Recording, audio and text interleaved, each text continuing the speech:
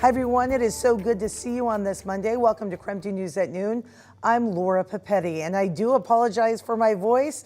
I was out there cheering at Bloomsday as thousands, tens and thousands of people ran, of course, along the trail, around the roads to complete Bloomsday, including our very own Thomas Patrick. He is standing by in the Outdoor Weather Center. Thomas, show us the shirt. Yes, so I, like many of you at home, am sporting the Bloomsday Finisher shirt, and I hope that's okay. There's no rules against wearing t-shirts on TV, is there? Well, if there were, we would make an exception for this. Again, congratulations to everybody that ran and finished and set best times or top times.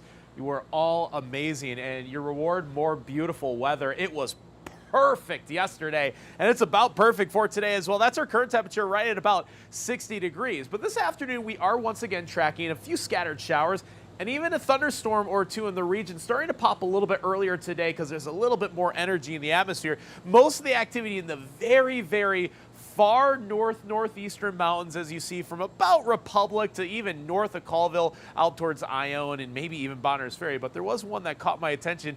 You see this little bugger that went right over Post Falls. Yes, one clap of thunder, or at least lightning, depicted on our Doppler radar here. So that would be a storm cell directly over Post Falls, and we'll watch for this very isolated activity basically for the remainder of the day. But the big story this week is the summer heat is back, and it's stronger than ever this weekend. This Mother's Day weekend, likely going to be the hottest we've felt so far. We'll show you who could see 90-degree heat this upcoming weekend. So that all-important forecast in a couple of minutes.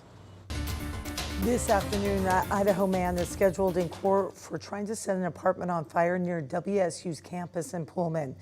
Pullman police say a man tried to light an acquaintance's apartment on fire and threatened people who lived there. Police say the man appeared to have an explosive device. A Apollo lawyer was taken into custody. He is now facing assault charges. Also happening today, the Spokane City Council will vote on an emergency ordinance regarding public drug use in the city. Now, under this ordinance, using illegal drugs in public spaces would be punishable by up to a year in prison.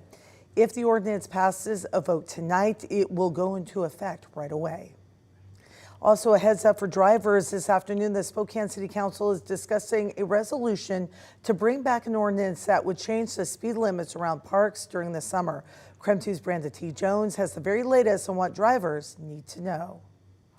Well, yeah, what drivers should know is that areas and playgrounds like Comstock Park would see a seasonal speed limit put into place in order to increase safety for pedestrians. It's an effort that goes back to pre-pandemic standards, and they're doing this to just try to get a little bit more safety in some of these more popular areas. That includes Comstock Park, A.M. Cannon Park, Chief Gary Park, Hayes Park, Lincoln Park, and Mission Park. The proposal states that arterials around these locations would have speeds reduced to 20 miles per hour. It would be in effect starting the work week after the last day of school and would remain in place until school returns later in the year. Other locations around town have followed these standards.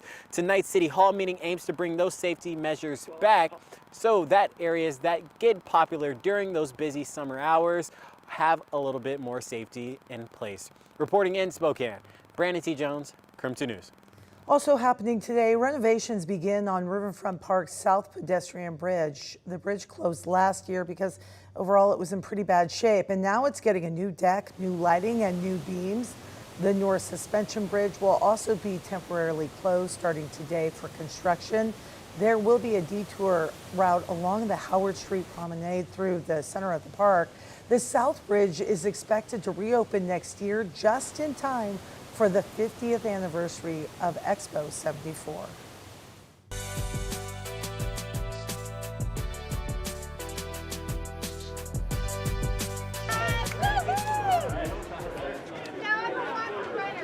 "6,000 people conquered the 7.46-mile course and finished over the line." Congratulations to all of them. But before they could get their hands on the coveted finisher shirt, they had to take on the dreaded Doomsday Hill. Our team was out on the course the entire race, getting racers' reactions to the infamous leg of the race. I think it's gotten a little steeper since I was younger.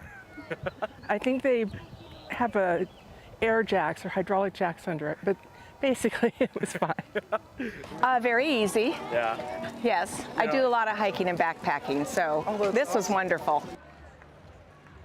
Well, congratulations to everyone who was there and was able to complete the race. More Bloomsday coverage ahead. Happening today, Governor Jay Inslee will sign bills into law in just a matter of hours, among them a measure to accelerate the construction of new housing, another measure to help ensure supply and affordability of condos and townhouses. There's also one that increases so-called middle housing in areas traditionally dedicated to single-family homes. Those bills will be signed into law coming up in just about 25 minutes at 12:30 this afternoon.